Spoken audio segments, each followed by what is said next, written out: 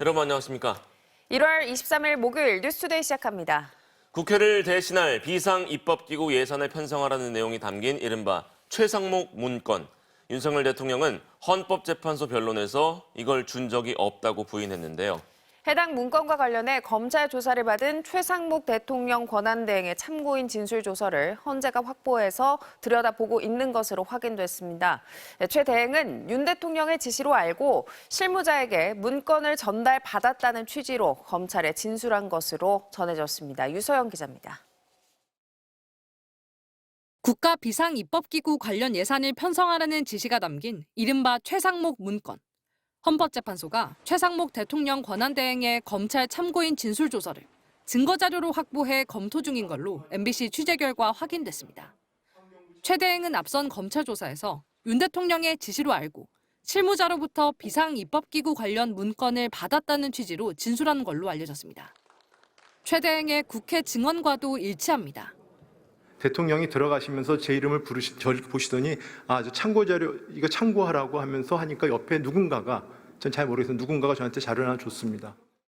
해당 문건은 윤 대통령이 12.3 비상계엄으로 국회를 해산하고 반헌법적인 별도의 입법기관을 만들려고 시도한 것을 뒷받침하는 강력한 물증으로 꼽힙니다. 헌법재판관의 첫 질문이기도 했는데 윤 대통령은 준 적도 없다고 했습니다. 저는 이걸 준 적도 없고 그리고 나중에 이런 계엄을 해제한 후에 한참 있다가 언론에 이런 메모가 나왔다는 것을 기사에서 봤습니다.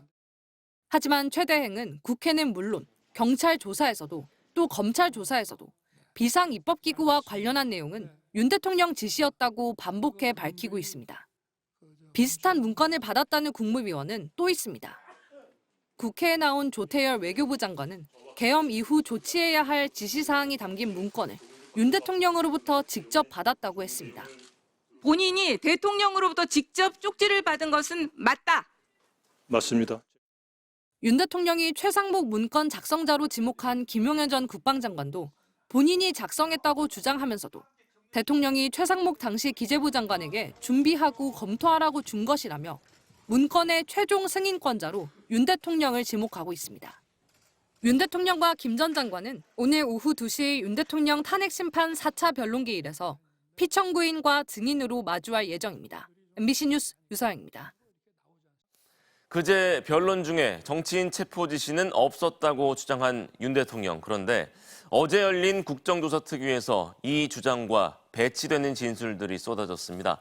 다 잡아들여서 싹 정리해라.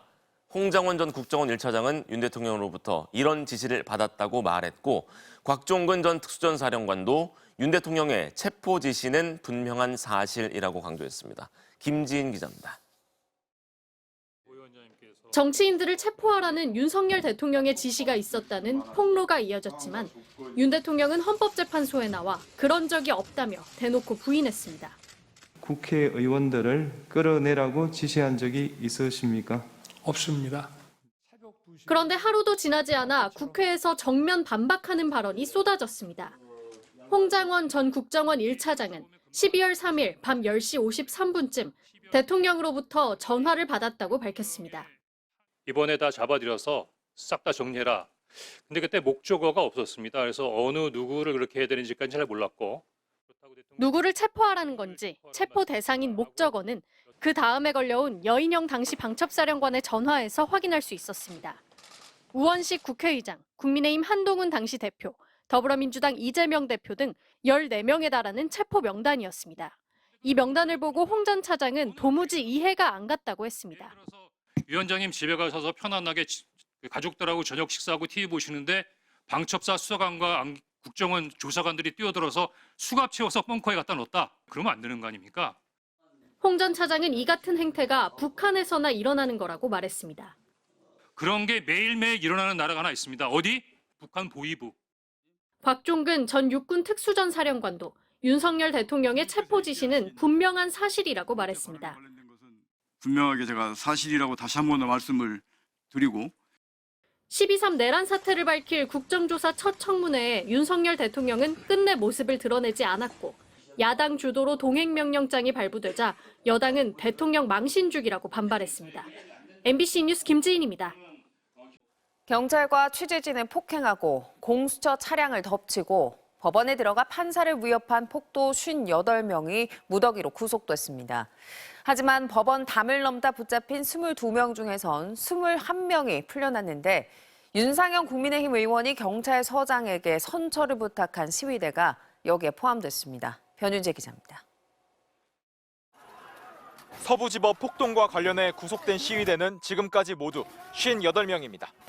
법원에 난입해 집기를 파손했다 붙잡힌 46명 가운데 10대 청소년을 제외한 44명에게 구속영장이 발부됐고 고위공직자범죄수사처 검사와 수사관이 탄 차량을 가로막고 부순 10명은 전원 구속됐습니다.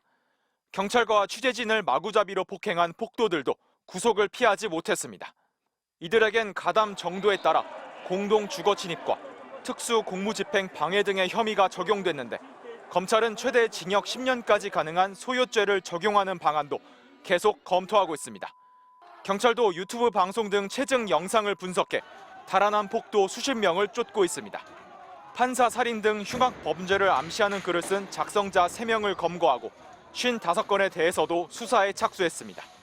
전국 법관 대표회의는 재판을 이유로 법원을 집단적 폭력적으로 공격하는 것은 헌법 질서의 근간을 훼손하는 행위로 결코 용인될 수 없다는 입장문을 냈습니다. 다만 난입에 앞서 서부지법 담을 넘다 붙잡힌 시위대 22명 중에선 가장 먼저 담을 넘은 1명에 대해서만 구속영장이 청구됐습니다. 21명이 석방돼 불구속 수사를 받게 됐는데 공교롭게도 국민의힘 윤상현 의원이 훈방을 공언한 시위대도 모두 풀려났습니다. 윤상현 의원은 당시 4명이 체포된 서울 강남경찰서 서장에게 전화를 걸어 서부지법에서 연행된 분들이 있는데 잘 부탁한다고 말한 것으로 전해졌습니다. 경찰은 이에 대해 21명은 뒤따라 담을 넘은 뒤 곧바로 붙잡혔고 추가로 불법 행위는 없었던 것으로 조사됐다며 훈방을 약속한 적은 없다고 해명했습니다. MBC 뉴스 변윤재입니다. 도널드 트럼프 미국 대통령이 러시아를 향해서 우크라이나 전쟁 종전 협상에 나서지 않으면 관세와 제재를 가하겠다고 밝히는 등 취임 첫날부터 매일같이 종전 협상을 압박하고 있습니다. 러시아는 전쟁의 근본 원인을 해결해야 한다는 입장입니다. 워싱턴에서 왕종명 특파원입니다. 트럼프 대통령은 자신의 온라인 계정에 러시아가 곧 종전 협상에 나서지 않으면 세금, 관세, 제재를 가할 수밖에 없다면서 이 터무니없는 전쟁을 멈추라고 러시아를 압박했습니다. 그는 푸틴과 좋은 관계를 유지해왔고 러시아를 해롭게 하려는 게 아니라면서도 이제는 협상할 시간이고 더 이상 생명을 잃어선 안 된다고 강조했습니다. 어제는 기자 질문에 답하는 과정에서 대러시아 추가 제재 가능성을 내비친 정도였다면 오늘은 관세와 제재 의지를 선명하게 밝힌 겁니다. If Vladimir Putin doesn't come to the table to negotiate with you, will you put additional sanctions on Russia? Sounds likely. 취임 첫날 푸틴 대통령을 향해 협상을 촉구한 수준에서 하루가 다르게 압박 강도를 높이고 있습니다. Zelensky wants to make a deal. I don't know if Putin does. He might not. I don't know. He should make a deal. I think he's destroying Russia by not making a deal. 트럼프는 대선 당시 취임 첫날 우크라이나 전쟁을 끝내겠다고 공언해왔지만 지난달 타임지 인터뷰에서 북한의 참전 등으로 상황이 복잡해졌다면서 종전 현실화 발언 수위를 낮추었습니다. 취임 직후 거침없는 정책 행보를 보이고 있지만 우크라이나 종전만큼은 뜻대로 되지 않자 특유의 압박 전략을 구사하는 것으로 보입니다. 러시아는 트럼프 대통령이 구상하는 협상이 뭔지 더 지켜봐야 한다면서 전쟁의 근본 원인을 해결하는 게 가장 중요하다고 반응했습니다. 또 우크라이나를 반러시아로 만들고 전쟁 준비를 시킨 게 미국이라면서 이 악의적인 정책을 끝낼 힘이 이제 트럼프에게 있다고 반박했습니다. 워싱턴에서 MBC 뉴스 왕중명입니다.